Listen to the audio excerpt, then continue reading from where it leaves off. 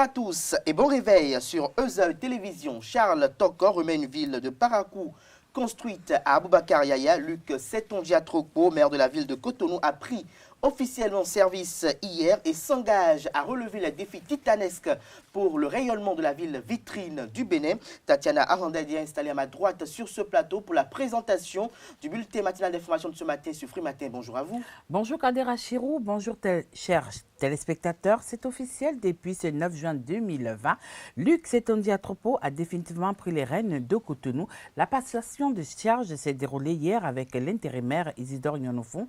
Vous aurez les précisions dans ce bulletin d'information. Les citoyens béninois attendent beaucoup des nouveaux maires de Porte-Nouveau et de Parakou. Vous suivrez quelques-uns dans cette édition. Arrivé au pouvoir en 2005, le président burundais Pierre Nkurunziza a quitté la terre des hommes suite à un arrêt cardiaque. Kader. Mais avant le bulletin matinal d'information, à suivre la présentation de quelques-unes de journaux parus ce matin au Bénin, en lieu et place du débat avec Claude Alofa, le directeur de publication du quotidien béninois d'information générale et d'analyse d'information. Il nous fera un commentaire sur l'installation des exécutifs communaux et des prises de fonction des maires. Les prévisions astrologiques de ce mercredi 10 juin de l'an 2020 seront une présentation de Atifa Olafa. La rubrique Trucs et Astuces viendra mettre un terme à cette émission que nous éprouvons beaucoup de plaisir à vous présenter. Voilà pour le sommaire du jour, chers amis internautes. On se retrouve dans un court instant pour la une des journaux. Bonjour à nouveau, chers amis internautes. Nous démarrons ce matin, comme il est de coutume tous les matins, par la manchette de l'informateur qui a titré ce matin « Passation de service à la mairie de Parakou. Charles Tokor remet une ville construite à Aboubacar Yaya ». Lire ses exhortations au nouveau maire à la page 3 de sa parution de ce matin.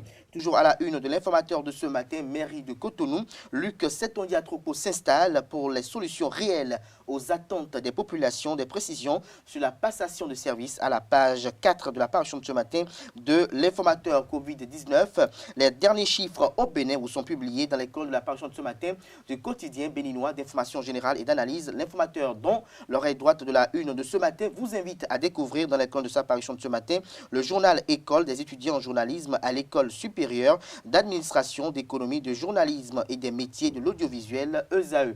Le potentiel titre ce matin en manchette commune de Lalo, j'allais dire. William Fangwidi relance son mandat de maire. L'honorable Jérémy Adomaou a ramené la paix au conseil communal. Des précisions à la page 3 de la parution de ce matin du quotidien Le Potentiel, qui titre ce matin en deuxième titre à la une « Fraude douanière, le péché de trop du capitaine Kanro alias Capi Doubet ». Nous passons à présent à Libération, qui titre en deuxième titre à la une ce matin « Décès du président Pierre Nkurunziza, les condoléances de Talon et au peuple burundais » vous sont publiées à la page 6 de la parution de ce matin du quotidien Libération. L'affiche du jour affiche ce matin en manchette les photos du président Louis Vlavonou et de l'honorable Augustin Aranvoebla et titre « Installation des nouveaux conseils communaux.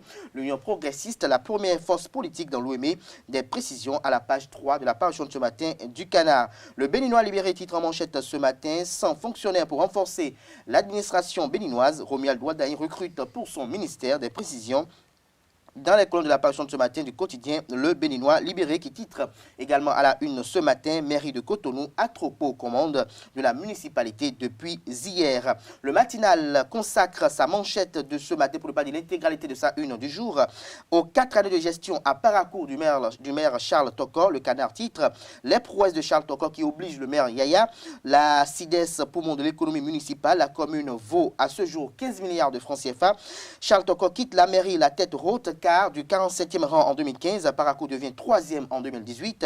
Des précisions dans l'école de la parution de ce matin de Le Matinal, précisément à la page 11. L'investigateur du jour titre ce matin à la une « Bénin décentralisation ». Rufino d'Almeida s'installe à la tête de la commune de Boycon. Des précisions à la page 10 de la parution de ce matin du quotidien L'investigateur du jour, qui titre également à la une ce matin « Mairie de Cotonou, Luc Trokpo, un condensé d'expérience officiellement investi à la tête de la municipalité de Cotonou ». Le matin, après présent, 4e mandature de la décentralisation au Bénin. Le Canard dévoile dans les colonnes de sa parution de ce matin la liste complète des 77 nouveaux maires élus. Matin libre en manchette ce matin, 4e mandature de la décentralisation. Aboubacar Yaya prend les rênes de Parakou. Des précisions à la page 3 de sa parution de ce matin. Nyonon Fonkodia, qui pour qui, pour le littoral, s'interroge le confrère de Matin Libre ce matin. Bénin intelligent à présent, commune de Bunkumbe, Aldo Kouagounda, installé dans ses fonctions, des précisions à la page 3 de la parution de ce matin du quotidien Bénin intelligent. Le quotidien national d'information titre en manchette ce matin, cours en ligne dans les universités publiques. Les innovations de la plateforme e-learning vous sont dévoilées aux pages 2 et 3 de la parution de ce matin du quotidien de service public. Nous restons à la une du quotidien de service public La Nation, coopération dans le secteur de l'éducation, plusieurs accords signés entre le Bénin et la Suisse, des précisions dans la colonne de la parution de ce matin du Canard. Le challenge titre ce matin en deuxième titre à la une, porté à la tête de la commune de Djougou, Malik Sebou Gomina, de la presse à la mairie, une nouvelle aventure, des précisions à la page 3 de la parution de ce matin du quotidien Le Challenge. Le quotidien Diapata fait de même ce matin en deuxième titre à la une, mairie de Djougou.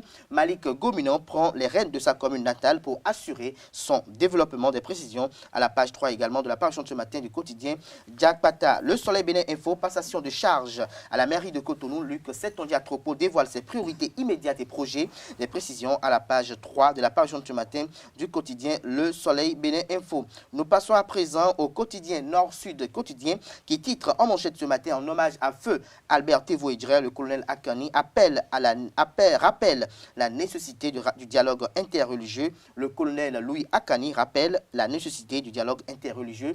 Des précisions à la page 3 de la parution de ce matin du Canard. La presse du jour en manchette ce matin, 4e mandature de la décentralisation au Bénin, les équipes communales renouvelées à plus de 90%.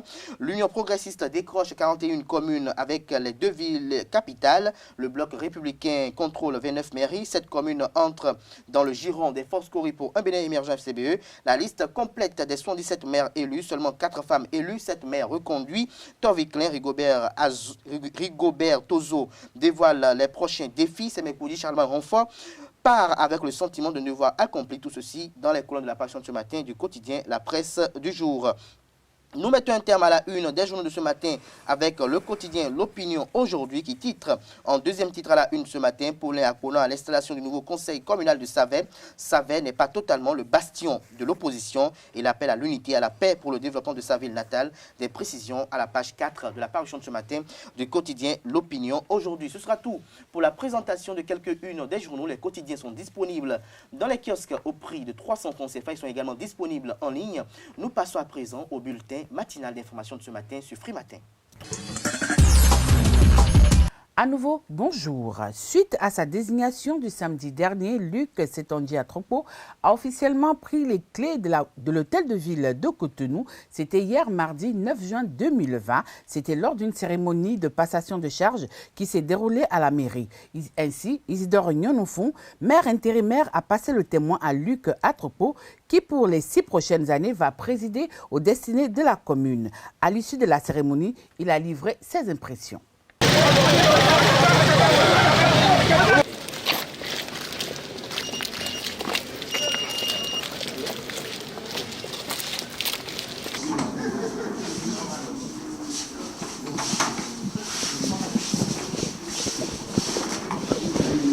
Les impressions après l'installation sont de bonnes impressions.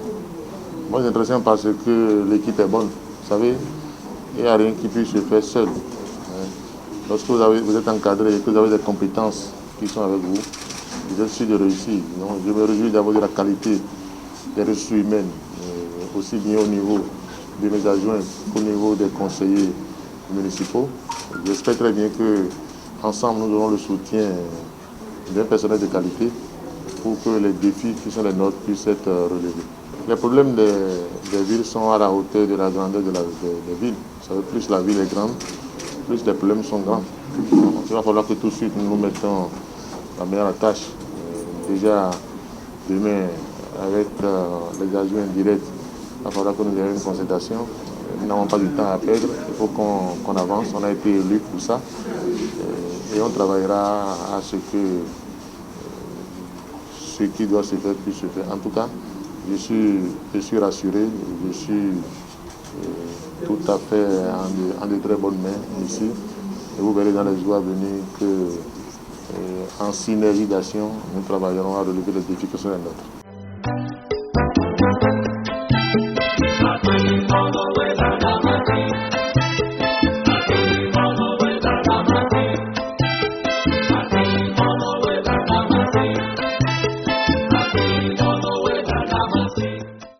les installations des conseils communaux, les citoyens béninois ont tenu à rappeler aux nouveaux maires des municipalités de Porto-Novo et de Parakou leurs attentes et surtout les défis à relever pour le développement de ces deux communes. Suivez quelques-uns au micro de Jean-Didier Iseka et de Jefté Oungé. Je parlerai de feu tricolore, du balayage des rues. Et je veux bien compter sur le maire à exercer une certaine fermeté sur cette ville pour pouvoir, afin de pousser les citoyens de cette commune à la salubrité et au civisme. Vous allez à Porto-Novo, le Porto-Novien ne reconnaît pas le feu tricolore. Le feu est là, c'est nous qui sommes toujours, nous voulons être toujours premiers. On mange, on balance ça. L'actuel gouvernement a joué un rôle. Aujourd'hui, la capitale du Bénin, Porto-Novo, connaît une clarté aujourd'hui. Donc, il faudrait que le maire accompagne le gouvernement pour qu'on puisse sentir un jour que ça, c'est la capitale politique du Bénin. Je veux bien compter sur Charlemagne Nyakoti à faire révéler Porto-Novo la ville du Bénin. Le nouveau maire qui est élu, il est choisi par la population. C'est lui que la population veut. Pour la ville de Parakou, il n'a qu'à aider la jeunesse. Notre port sec là s'est fermé. Si port sec là travaille à Parakou, il y aura beaucoup de travail. Il n'y aura pas beaucoup, il y aura chômage, mais le chômeur, un peu, ça va diminuer. Je tiens encore à saluer le secrétaire exécutif Paul Roumpoué pour pouvoir désigner Yaya à la tête de Parakou. Parce que vous savez, Yaya, c'est un ancien ministre. Et puis avoir la compétence. Celui qui a été un ancien ministre a déjà une compétence. Nous, population, ce que nous attendons des maires de façon générale, quand on parle de la mairie dans une commune, c'est 5 points. Je vais me permettre de les citer, même si je n'ai plus bonne mémoire pour citer de façon intégrale ces 5 points-là. Mais c'est qu'une mairie a le droit aux assainissements de la ville. Une mairie a le droit de la condition des infrastructures. Une mairie a le droit aussi au social. Une mairie a le droit de l'éclairage public, etc., etc. Donc voilà les points sur lesquels on doit les entendre. Et je demande à tous les maires élus aujourd'hui qu'ils n'ont qu'à s'imprégner un peu du dynamisme et de l'ambition du chef de l'État. Quand nous prenons le chef de l'État, on le voit comme quelqu'un qui est vraiment ambitieux, quelqu'un qui aime beaucoup la beauté, qui aime beaucoup faire bien les choses. Et j'exhorte ces maires-là à vraiment aller à l'école de ce monsieur-là pour que quand nous rentrons dans nos différentes communes-là, les communes soient vraiment à l'image, surtout les communes où qui sont devenues comme les grandes villes-là, soient vraiment à l'image des vignes dignes du Nord. Quand nous parlons de l'assainissement, je crois que c'est la propriété des voies, le curage des caniveaux. Vous pouvez imaginer quand il n'y a plus le rôle que devaient jouer les caniveaux, ces caniveaux n'arrivent pas à jouer leur rôle. Puisque c'est des caniveaux qui sont souvent remplis de sable et ils n'arrivent pas à drainer l'eau comme il faut. Or, c'est le rôle également des mairies de jouer ce rôle-là. Il faudrait que les caniveaux soient curés avant les saisons pluvieuses. Et pendant ce temps, quand les pluies tombent, facilement ces caniveaux vont drainer de l'eau pour qu'il n'y ait pas positionnement de l'eau un peu partout dans les vents, comme ce qu'on voit là. Est-ce que vous voyez les infrastructures? Voilà, quand on parle d'infrastructures, il y a les bâtiments, il y a les routes. Quand vous rentrez dans nos communes, dans les arrondissements un peu éloignés, nous constatons vraiment l'absence des salles de classe. Il y a des arrondissements dans certaines communes où c'est jusqu'à nos jours, là, nous sommes au 3e millénaire, dit-on, c'est encore des paillotes, c'est encore des clairs qui tombent. Les élèves sont sous le soleil, sous la pluie, tout le temps que chaque jour que Dieu fait. L'ensemble de toutes ces choses-là sont vraiment des choses, on doit commencer par finir avec.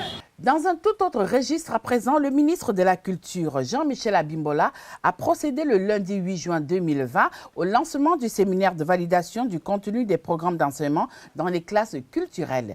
Les avantages du dit projet sont énumérés ici par Serge Soussou, formateur des formateurs, au micro de Karl Kitomen. En tant que défenseur des arts de la scène et des arts visuels, en tant que consultant en développement culturel et par ricochet enseignant à l'Institut national des métiers d'art, d'archéologie de la culture, enseignant d'art dramatique, donc du théâtre. Mes impressions sont bonnes. Mes impressions sont bonnes en ce sens que le secteur culturel au Bénin, personne n'est sans le savoir, que c'est un secteur qui manque d'organisation. Et un secteur qui n'est pas organisé ne peut pas être productif et ne peut pas être rentable. On ne peut pas compter sur un secteur qui n'est pas organisé. Aujourd'hui, ce qui se passe avec les classes culturelles relève d'une politique nationale du gouvernement qui entre même en droite ligne avec le programme d'action du gouvernement, le PAG. Sa volonté, la volonté du président de la République aujourd'hui, est de révéler les talents que nous avons dans les écoles.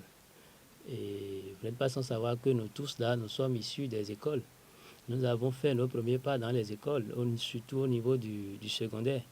Donc aujourd'hui, les classes culturelles qui peinent depuis 2016 à se mettre en place voient le jour, sous l'impulsion du ministre Abimbola et sous la direction de son assistant, M. Blaise Tchao.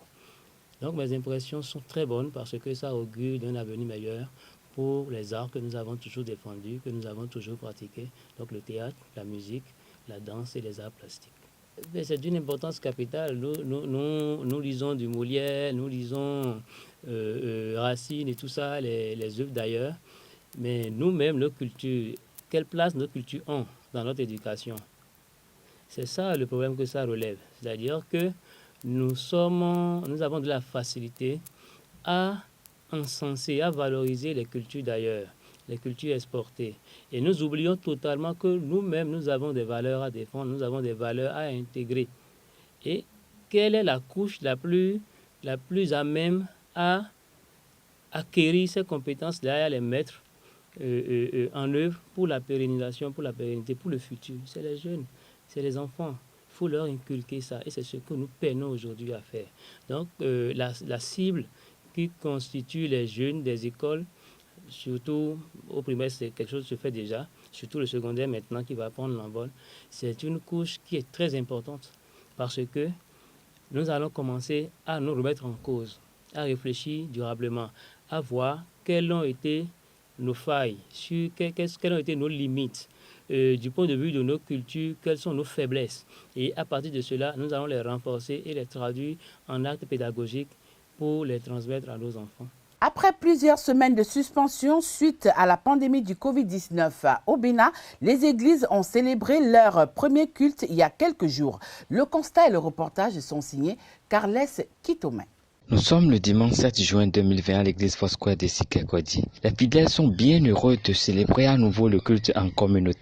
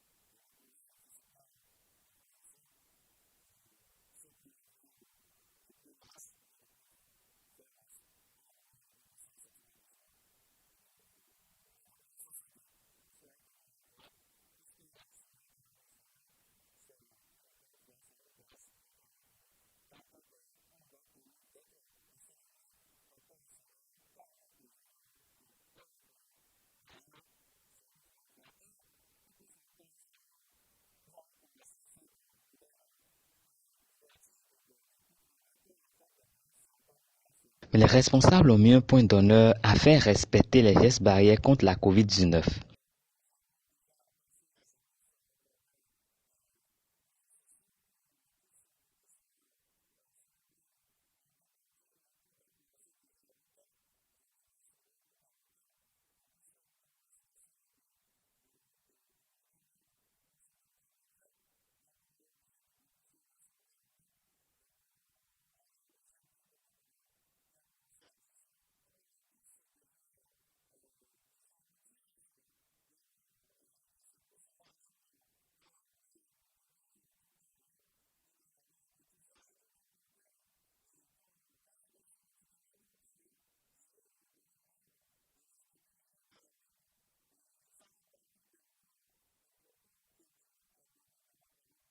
L'ambiance est la même sur d'autres paroisses. Avec l'ouverture des lieux de culte, la vie reprend lentement mais sûrement son cours au Bénin.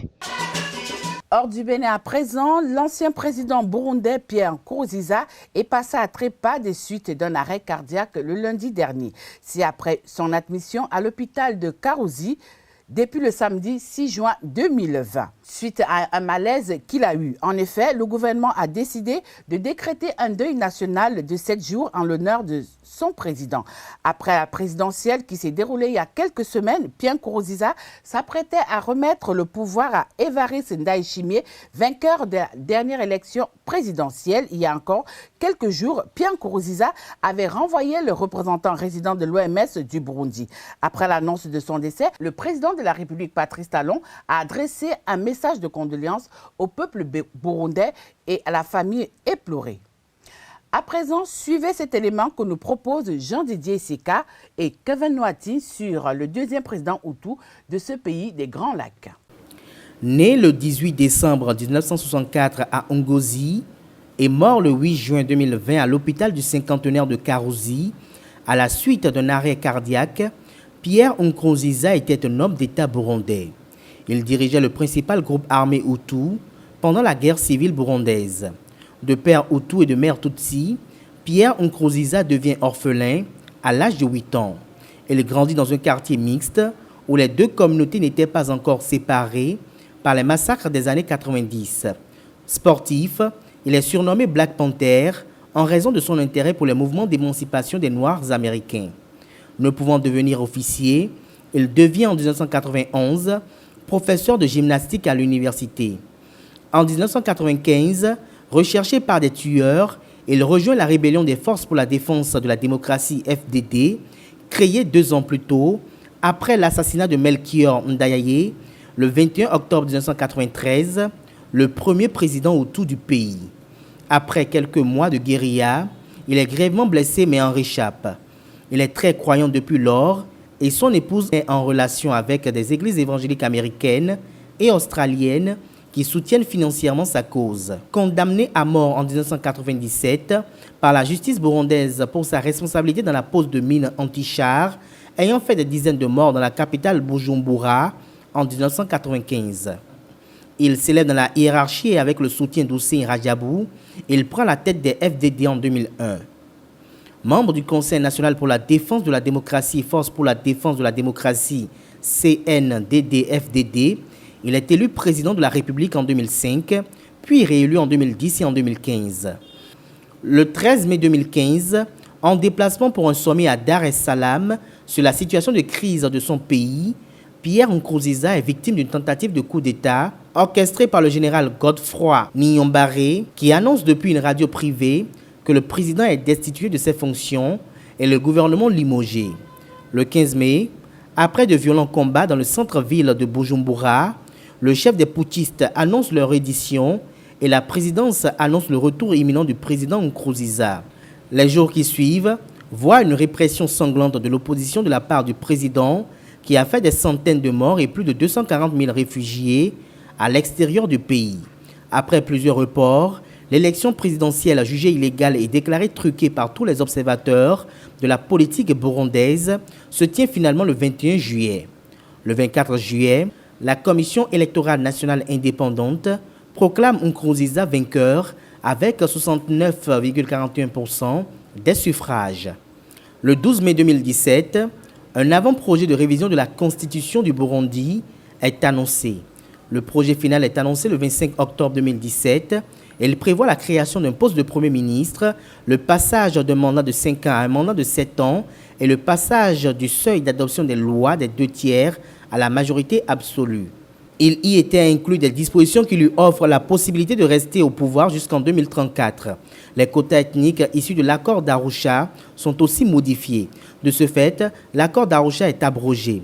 Le 26 janvier 2020, le CNDD-FDD réuni en congrès choisit Évariste Ndayishimiye comme candidat à l'élection présidentielle de 2020 pour succéder à Nkurunziza. Ndayishimiye est élu avec plus de 67% des voix. Nkurunziza meurt en juin 2020, peu de temps avant la passation de pouvoir prévue pour le mois d'août prochain. Terminons par le Togo. Hier, mardi 9 juin 2020, le gouvernement togolais a pris la décision de lever le cordon sanitaire en vigueur dans le pays depuis plus de 2 mois. C'est à travers un communiqué gouvernemental que cette annonce a été rendue publique. Cette décision est le résultat des nouveaux rapports du Conseil scientifique togolais qui a confirmé la tendance à la stabilisation de la pandémie du Covid-19 dans le pays. Précisons néanmoins que les mesures restrictives liées à l'état d'urgence disparaissent, mais le port du masque est rendu obligatoire par le gouvernement. Voilà Kader Achirou, ainsi va le Bénin, ainsi va le monde ce mercredi matin. Merci à vous Tatiana Randa pour la présentation de ce bulletin matinal d'information. La grande édition du journal télévisé sur EZA Télévision est prévue pour 19 h. Nous passons à présent au débat sur Free Matin. Le débat sur Free Matin, Karleski Tomé, Claude Alofa, bonjour à vous. Bonjour Abdelkader Achirou. Bonjour. Bonjour Claude Alofa, merci de nous rejoindre et merci pour Karleski Tomé d'être tout le temps disponible tous les matins pour le débat sur Free Matin, pour des opinions tout aussi objectives que constructives, chers amis internautes. Nous parlons ce matin de l'installation des conseils communaux, des exécutifs communaux, mais également de la prise de fonction des maires. Nous parlerons un peu des attentes des populations, des attentes légitimes pour le cas des mairies de Cotonou et d'Aoumé-Calavi, Claude Alofa. Les exécutifs communaux d'Aboumé-Calavi de Cotonou sont installés. Quelles sont les attentes les plus latentes? Il faut reconnaître que c'était déjà un problème depuis quelques mois, surtout à Cotonou, où le maire n'avait pas les coups de franche puisqu'il était juste un maire intérimaire, étant donné qu'on n'a pas pu le conforter à sa place. Il n'avait donc pas les coups de franche pour agir. Et la plupart des actions étaient juste des actions aussi par intérim. Alors le budget était aussi géré de manière, je vais dire aussi par intérim. C'est maintenant que Cotonou va donc se remettre au travail. C'est maintenant que le nouveau maire Luc Atropos, dopé de ses expériences obtenues déjà à la mairie de Boycon, qui n'était pas déjà une petite mairie, Luc Atropos devra donc remettre Cotonou au travail, remettre Cotonou en chantier. Il a obtenu les clés hier, et donc avec la clé de la ville de Cotonou, la plus grande, donc du Bénin, il a donc, lui-même l'a dit, quand les villes sont grandes, quand les communes sont grandes, les problèmes sont aussi grands. Et donc, les attentes aussi des populations sont grandes. Et c'est une lourde charge que le peuple lui a confiée, le peuple de Cotonou lui a confiée. Et lui, Atropos, je crois qu'il a l'énergie de faire cela. À Calavi, le problème n'est certainement pas le même parce que le maire sortant a été un maire complet, entier, un maire qui a fait tout son mandat. Mais ici, c'est aussi, dans une certaine mesure, quelqu'un qui est nouveau. Et dans un milieu où le maire n'a pas, l'ancien maire, le maire sortant n'a pas été totalement accepté. Et je rappelle que le parti pour lequel il a dirigé la liste, l'UP, n'a pu obtenir dans Calavi, c'est-à-dire l'arrondissement de Calavi, que 4 sur les 9. Ça veut dire que les populations de Calavi n'ont pas voulu reconduire le maire. Et donc c'est normal que le parti aussi, l'UP, l'ait enlevé. Ça veut dire quoi? Que les activités qui avaient lieu dans la mairie, ça veut dire que la gestion de la mairie n'était pas satisfaisante. Ça veut dire certainement que les populations n'étaient pas satisfaites de ce qu'elles espéraient d'un maire. Alors maintenant, le nouveau maire, c'est vrai il peut se targuer de certaines expériences, mais pas des mêmes, celles que Luc Attropo a pu obtenir donc, en gérant la mairie de Boycon. Mais il devra forcément se surpasser. Il a à ses côtés, s'il veut bien les consulter, des anciens maires dans le conseil. Et tous ceux-là dans le conseil pourraient être utiles à lui s'il veut. Mais s'il ne veut pas, il doit savoir quand même que l'obligation lui est faite de pouvoir faire mieux, de pouvoir une fois au moins satisfaire les populations de Calavi qui, avouons-le, n'avaient jamais eu, depuis la décentralisation, je crois les 3 premières mandatures avaient été des mandatures à problème. Déjà au niveau de l'élection, il y avait des problèmes parce que le parti majoritaire à l'époque n'arrivait pas donc à prendre la mairie. Et donc celui qui était installé n'avait pas le soutien de la population. Et sauf lorsque la dernière mandature, mais voici le jugement que la population en fait plutôt de la dernière mandature qui est celle donc, de Georges Bala. Et donc actuellement, le nouveau maire, je crois qu'il a du pain sur la planche, ou même on pourrait dire que son pain est sous la planche, et il faudra qu'il remette d'abord sur la planche avant de se mettre à travailler.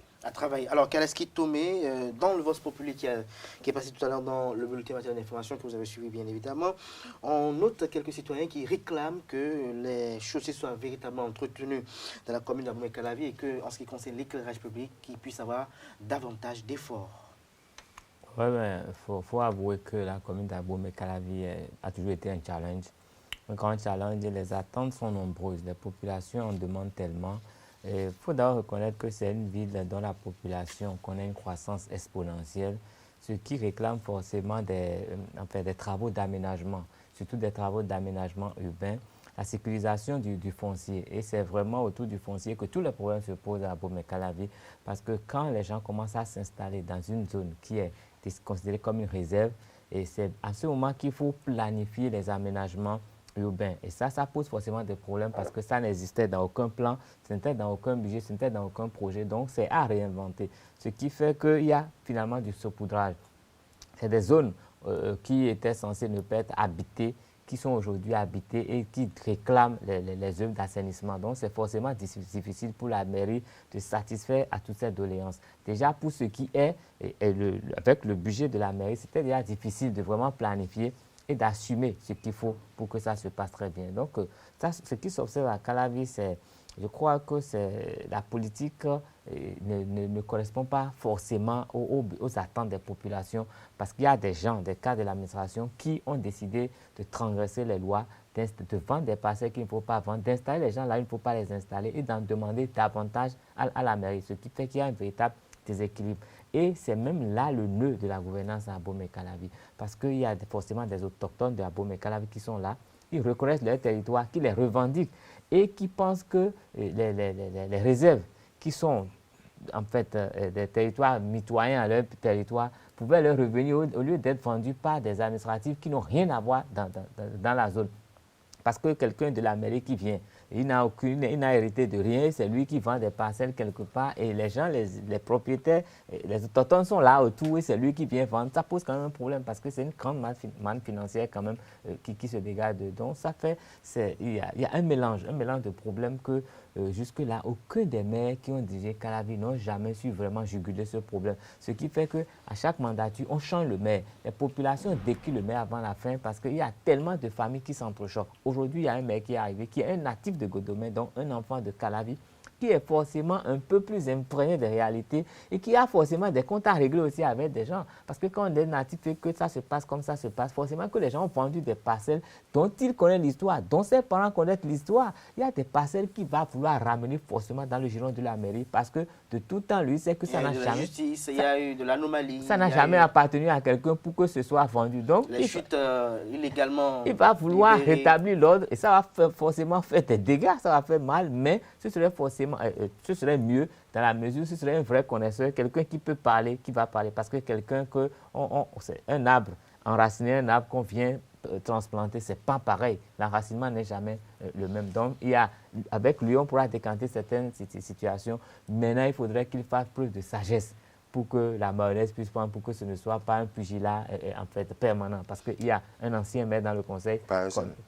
Je dis, bon, il y a des anciens maires qui sont là et qui ont peut-être des casseroles à traîner. Donc, on ne sait pas ce que ça va générer. Je crois que le débat sera vraiment... Et je pense que là, il risque d'avoir des problèmes, des gens qui vont passer devant le juge pour que des situations soient décantées. C'est pour la postérité de toute façon. Des situations qui soient décantées. Avant de revenir vers vous, Kalaski Touré, pour le cas plus précisément de Cotonou.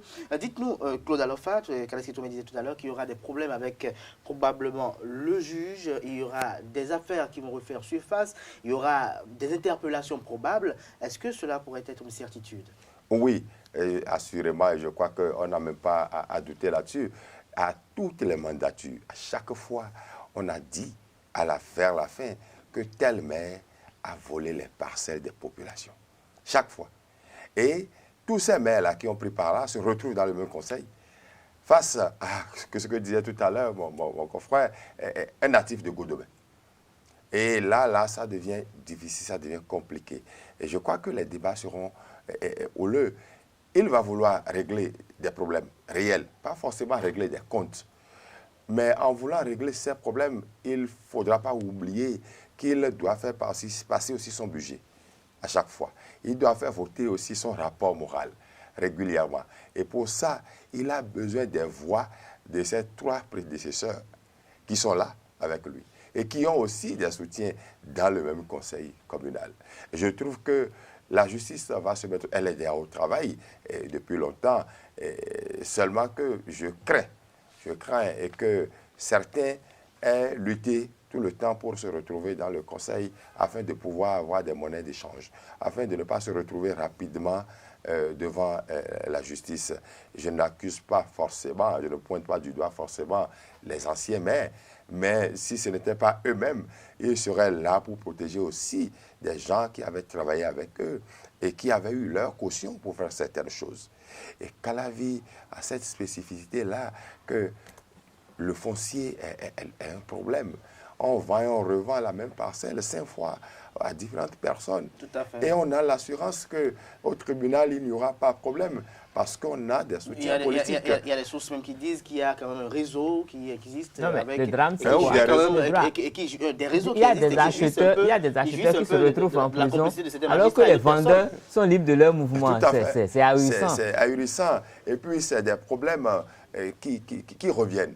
Et qui reviennent à perpétuité, un peu comme si il n'y a pas possibilité. C'est la même chose. Oui, il n'y a pas possibilité de trouver de dénouer la crise. Elle est là et comme vous le disiez tout à l'heure, il y a les populations, celles qui se disent les natifs du milieu, qui forcément ne sont pas aussi clean dans tous ces dossiers-là. Et tout le monde, tout est entremêlé.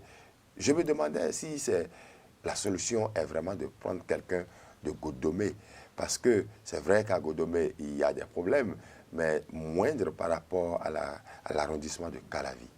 Et que ce soit un natif de Godomé qui vienne là, normal, parce qu'il donne beaucoup de conseillers. Godomé donne près de 29 conseillers, donc non, 19 au total. Alors, donc, c'est normal que ce soit le maire vienne de Godomé, mais c'est que le plus gros problème est à Calavi. Et quand vous posiez tout à l'heure les problèmes de développement, je ne sais pas si le maire aura le temps de régler ces problèmes-là. Et s'il doit régler le problème du foncier, qui est un problème capital, je ne sais à quel... d'ailleurs même. Oui, tout à fait, pour le développement. Les autres l'aménagement urbain. Oui, l'aménagement, il faudra passer par là. Je me demande quel temps il aura pour le faire, à moins que cette population... 6 ans, c'est pas petit. Oui. L'enfant qui naît tout de suite, là, il sera déjà à l'école. Nous avons dit que les anciens maires sont dans le conseil et il ne pourra pas prendre des décisions seul à seul comme cela. Il aura le soutien de qui pour faire cela? Non, mais moi, je crois que c'est très avantageux. Il aura besoin également des tractations. La façon dont ça se passe aujourd'hui, je crois que c'est très avantageux. Bon, quand vous écoutez les maires nouvellement élus, ils ne dévoilent pas forcément des ambitions qui leur sont propres, mais tout ce qu'ils disent est arrimé au programme d'action du gouvernement. Oui. Donc, ils dépendront pour une grande part de l'exécutif, et l'exécutif que nous avons ne blague pas. L'exécutif, c'est là où il va. Ça, et quand l'exécutif va tracer la voie, celui qui ne passera pas par ce sillon-là va se retrouver out. Et donc, qu'ils soient anciens maires, nouveaux maires, renouveaux maires, qu'ils sont dans le conseil, ils ne pourront pas empêcher l'exécutif de permettre à l'exécutif communal de faire ce que l'exécutif central aurait souhaité pour que les communes se développent. Ce qui veut dire que pour moi, eux, c'est des obstacles minimes. Ils peuvent ne pas voter. On va trouver les moyens pour les débouter à chaque fois. Et on va avancer. On va avancer sur ce qui n'est pas propre à espérer et changer un peu le visage de Calavi parce que c'est quand même, ça fait beaucoup. Merci à vous, Kalaski Touré. Merci également à vous, Claude Alofa. Le temps qui nous est imparti est épuisé. Nous aurons le temps de revenir beaucoup plus en détail sur ce qui est les attentes de la municipalité de Cotonou, peut-être demain, si la Providence nous le permet. Chers amis internautes, cette émission se poursuit. Nous passons à présent à la deuxième manche où je vais installer d'un instant à l'autre Olafa Atifa pour la présentation des prévisions astrologiques du jour. Bonjour avocat DHRO, bonjour chers téléspectateurs. Démarrons comme de coutume le message des astres de ce mercredi par les natifs du signe Bélier. Chers amis Bélier, vous avez les yeux qui pétillent et vous réussirez au cours de la journée à capter l'attention de la personne que vous désirez grâce à votre regard. Personne ne saura résister au magnétisme que vous dégagez aujourd'hui. Né sous le signe Taureau, l'énergie circule autour de vous de manière électrisante. La personne que vous aimez n'aura Dieu que pour vous. Vous serez très doué pour faire des affaires, en particulier sur le marché international. Gémeaux, la finale de quelque chose d'important est sur le point de se produire. Vous devez donc être prêt pour faire face aux conséquences. Ne fuyez pas une conversation ou un échange d'opinions car elle pourrait s'avérer très positif pour votre vie émotionnelle. Cancer, vous êtes très attiré par les relations superficielles et banales. Méfiez-vous des réseaux sociaux et de la messagerie mobile instantanée et d'autres inventions modernes. Natif du signe Lion, attention, vous pourrez offenser votre entourage. Il est grand temps de réévaluer vos aspirations professionnelles, mais aussi comment les réaliser pour renforcer la connexion avec vos contacts. Attention, méfiez-vous également des beaux parleurs. Vierge, les désirs se projettent différemment au sein des couples les plus stables.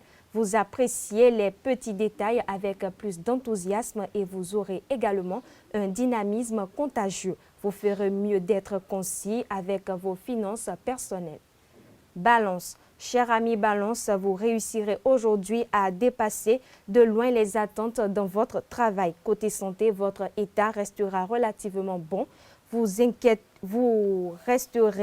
Votre inquiétude sera peut-être davantage rivée sur un ami proche qui ne passe pas un bon moment. Scorpion, vous attirez les personnes qui vous plaisent en utilisant des méthodes qui ne sont pas aussi efficaces que d'habitude. Sur le plan professionnel, d'excellentes offres pleuvent de partout et de très bonnes opportunités se présentent à vous. Sagittaire, si vous êtes Sagittaire, sachez qu'aujourd'hui, vous pourriez prendre de sérieux risques dans le domaine des relations affectives. Des infidélités pourraient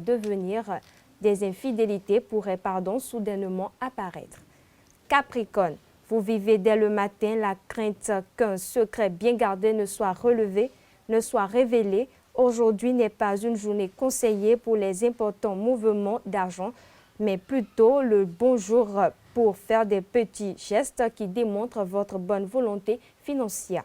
Avant-dernier signe pour ce message des astres, vous êtes né sous le signe Taureau. En amour, pour ceux qui sont en couple, ils obtiendront une grande satisfaction personnelle au sein de leur relation. Le dialogue et la bonne entente se dérouleront avec un naturel sans précédent. Terminons par les natifs du signe Poisson. Il se pourrait que l'ambiance chez vous cause une certaine anxiété qui se répercutera sur votre système digestif.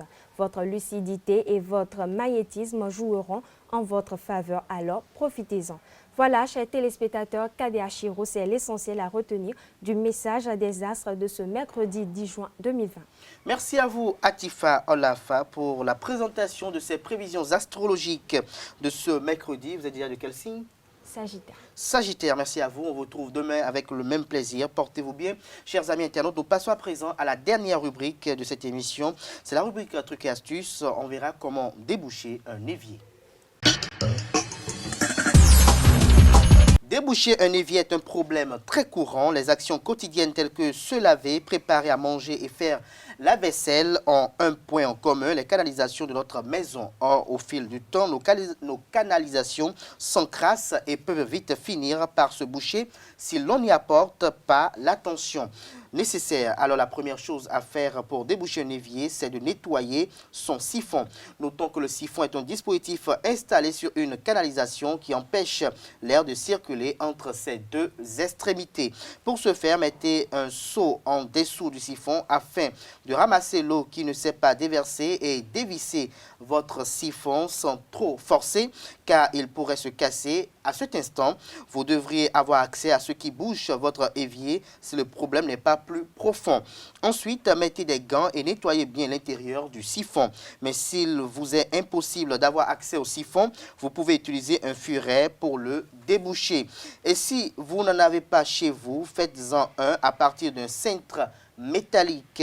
Dépliez-le entièrement et faites un crochet à la première extrémité qui servira à attraper les résidus bloqués.